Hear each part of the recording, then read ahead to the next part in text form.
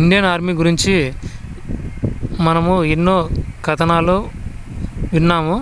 ఏది టీవీల మాధ్యమం ద్వారా కానీ, రిటైర్డ్ అయిన జవాన్ల ద్వారా కానీ, ఇతర మాధ్యమాల ద్వారా మనము ఆర్మీ గురించి గొప్పగా విన్నాము.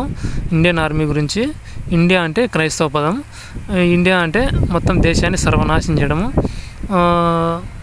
మరి ఏదైతే ఇండియా ఉందో, ఇండియన్ ఆర్మీ దేశాన్ని రక్షిస్తుందని చెప్తుంది. మరి ఏ దేశాన్ని రక్షిస్తుందో మనం ప్రత్యక్షంగా చూడవచ్చు.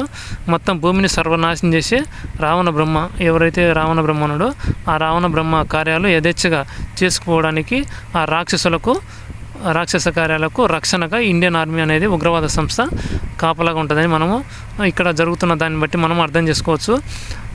ఈ ఇండియన్ ఆర్మీని నిర్మించింది కూడా ఉగ్రవాదులే, ఆతంకవాదులే.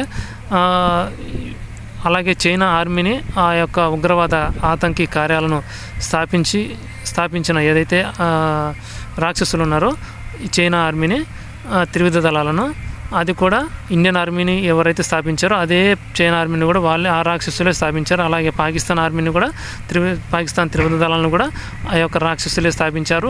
కానీ ముగ్గురు ఒకరికొకరు శత్రువు అని ఎరిపప్పలను చేసి మనల్ని ఇక్కడ ఉండే స్థానికంగా ఉండే గ్రామాల్లో ఉండే వాళ్ళని అందరినీ ఖాళీ చేయించి అక్కడ ఆర్మీలో భర్తీ చేయించుకొని చైనా వాళ్ళ శత్రువులని, ఇక్కడ ఉండే వాళ్ళకి అక్కడ ఉండే వాళ్ళకు ఇండియన్లు శత్రువులని, అలాగే పాకిస్తాన్ వాళ్ళు శత్రువులని చెప్పి వాడి బుద్ధి పుట్టినట్టు భూమిని కాంక్రీట్తో అలాగే కుట్రలో అడ్డగోలుగా ఇష్టారాజ్యంగా తారూరులు వేయడము, ఇష్టారాజ్యంగా సిమెంట్ రోడ్లు వేయడము, తర్వాత రాజధానుల పేరు చెప్పి, అభివృద్ధి పేరు చెప్పి వేల ఎకరాల వ్యవసాయ భూములను కాంక్రీట్ దెబ్బగా మార్చే రాజధానులు కట్టడము, ఇట్లా మండలాలంటూ, నగరాలంటూ, ఈ జిల్లాలంటూ ఇష్టారాజ్యంగా మొత్తం పెంచుకుంటూ పోషించుకుంటూ పోతున్న తీరు మనకు ప్రత్యక్షంగా కనపడుతుంది. అన్ని బడి గోడల మీద, అన్ని గ్రామాల్లో ఓశ్రీ రేపురాని గోడల మీద రాయించి, తర్వాత మహిళా సాధికారత అంటూ ఒకవైపు మహిళ అంటే రాక్షసి, అదే మండోదరి, తర్వాత ఆడపిల్లను పుట్టనిద్దాం, పెరగనిద్దాం, ఎదగనిద్దాం, చదవనిద్దాం, ఇట్లా అంటే మనకి ఏదైతే బడి గోడల మీద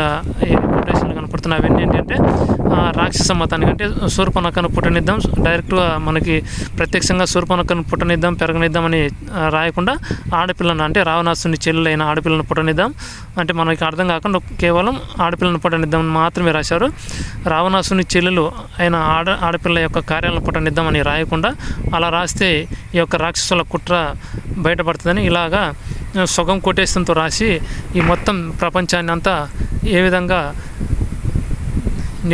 నిర్దాక్షిణంగా నాశనం చేస్తూ, ఆక్రమిస్తూ, ఈ విధంగా చట్టాలతో, శాసనాలతో రఘుకులాలను, అంటే రాముడు స్థాపించిన వ్యవస్థలన్నింటినూ నిర్బంధించి, నాశనం చేయించి, ఆర్థికంగా దెబ్బ కొట్టి, ఈ విధంగా గుళ్ళని ఆక్రమించి, ఆ గుళ్ళలో ప్రతి ఏ గుడికి పోయినా కానీ ఈ హోంశాఖ దర్శనమిస్తుంది. ఈ హోంశాఖ ఏ మతానికి సంబంధించింది? క్రైస్తవ మతానికి. అంటే క్రైస్తవ మతం ఎవరిది? శూర్పణఖ మతానికి సంబంధించింది అనమాట. శూర్పణఖ అది మనం ఇక్కడ బహిరంగంగా జరుగుతున్న ఉగ్ర కుట్రలు. ఈ తమిళనాడు ముఖ్యమంత్రి కావచ్చు, ఇప్పుడు గెలిచినటువంటి ఈ ఆంధ్రప్రదేశ్లో ఉన్న ఉప ముఖ్యమంత్రి కావచ్చు, లేకపోతే ముఖ్యమంత్రిగా ఉన్న చంద్రబాబు నాయుడు కావచ్చు, వీళ్ళంతా రాక్షస మతాన్ని పెంచిపోయించే నరహంతకులని మనం ఇక్కడ గుర్తించుకోవచ్చు. అలాగని వ్యతిరేకిస్తే వాళ్ళని ఎప్పుడో లేపేసేవారు. వాళ్ళు చెప్పిందే చట్టం, చేసిందే శాసనం అని తల ఊపే చంద్రబాబు నాయుడు కాబట్టి ఇన్ని రోజులు బతికున్నాడు. నిజం తెలిసి వ్యతిరేకించిన చంద్రబాబు నాయుడు కావచ్చు, ఇంకా ఇతర వాళ్ళను, గాంధీని కావచ్చు, అవసరానికి వాడుకొని తుదముట్టించడం మనం అక్కడ స్వాతంత్రం ఉద్యమంలో అక్కడ మనం అర్థం చేసుకోవచ్చు. ఇక అల్లూరి సీతారామరాజును చంపడానికి ప్రధాన ఉద్దేశం ఏంటంటే అడవులను ఆక్రమించడం కోసం. అడవులను నాశనం చేయాలంటే కుదరదు, అల్లూరి సీతారామరాజు ఉంటే అడ్డమని అల్లూరి సీతారామరాజును బ్రిటిష్ తీవ్రవాదుల తమ రాక్షస చట్టాలతో, అంటే క్రైస్తవ శిలువ చట్టాలతో అతన్ని అల్లూరి సీతారామరాజు చాలా తెలివిగా అంతమొందించడం జరిగింది.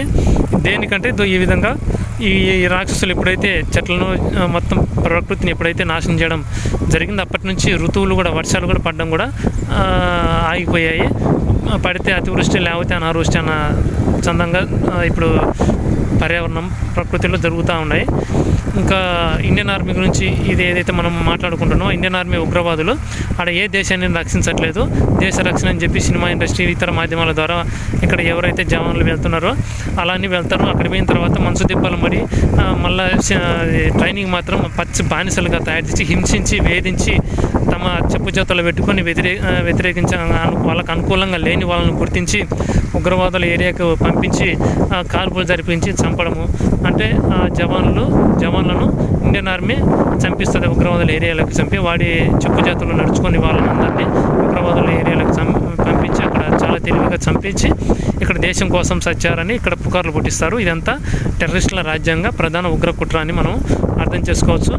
అలాగని త్రివిధ దళాలు ఏవైతే వ్యవస్థలు ఉన్నాయో అవన్నీ రాక్షసులు స్థాపించినవి. ఆ రాక్షసుల కార్యాలకు అనుకూలంగానే ఆ రాక్షస చట్టాలు ద్వారా నిర్మితమైన ఏదైతే ఆర్మీ, త్రివిధ దళాలు, ఏదైతే నేవీ, ఎయిర్ ఫోర్స్ ఉన్నాయో వాళ్ళ రాక్షసులకు అనుకూలంగా పనిచేస్తుంటాయి.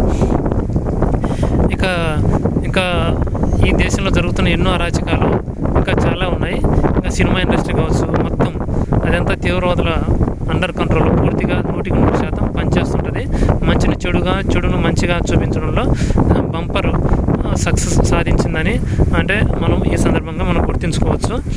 ఇంకా ఇదే కాకుండా వ్యవసాయ రంగం కావచ్చు, ఈ రంగం ఆ రంగం అంటే ఒక అన్నం ఉడికిందా లేదా అని మనం చూడాలంటే ఒక మెతుకుని పట్టుకుంటే సరిపోద్ది. ఈ రాక్షసుల పాపాలు పండినవని మనం చూడడానికి మన ఒక గ్రామాన్ని పట్టుకుంటే సరిపోద్ది. గ్రామంలో జరిగే అరాచకాలని అందులోనూ గ్రామాలంటే వ్యవసాయము, చెట్లు, అవి ప్రధాన గ్రామాలు. ఇప్పుడు గ్రామాల్లో చెట్లు ఉన్నాయా లేవా, ఎన్ని చెట్లు ఉన్నాయి, ఎంత వేగంగా నాశనం అయిపోతున్నాయి, ఇంకా తర్వాత వ్యవసాయ రంగంలో ఎంత మటుకు విషయం నిండి ఉంది, తర్వాత ఇంకా గెట్లు ఏ విధంగా తగలబెడుతున్నారు, ఇంకా అడవులను ఏ విధంగా నాశనం అయిపోతున్నాయి, ఇవన్నీ మనం దీంతోపాటు ప్రతి శాఖను ఈ విధంగా ప్రతి శాఖను పట్టుకుని అట్లే రాక్షస తత్వంతో నిండి ఉంటాయి. కాబట్టి ఒక శాఖలో పట్టుకుంటే ఈ దుర్మార్గపు టెర్రరిస్టుల రాజ్యాంగ ఉగ్రకుట్ర మనకి ఇక్కడే ప్రత్యక్షంగా అర్థమైపోద్ది.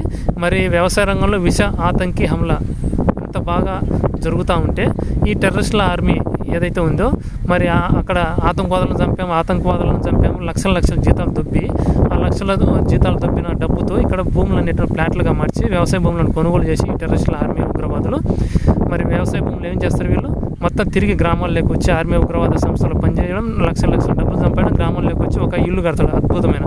మరి ఆ ఇల్లును చూసి మరి పిల్లని ఎవరికి ఇస్తారు, ఆ ఇల్లు కట్టిన ఆయనకి పిల్లని ఇస్తారు. మరి వ్యవసాయం చేసిన ఆయనకి పిల్లని ఇస్తారు ఇవ్వరు.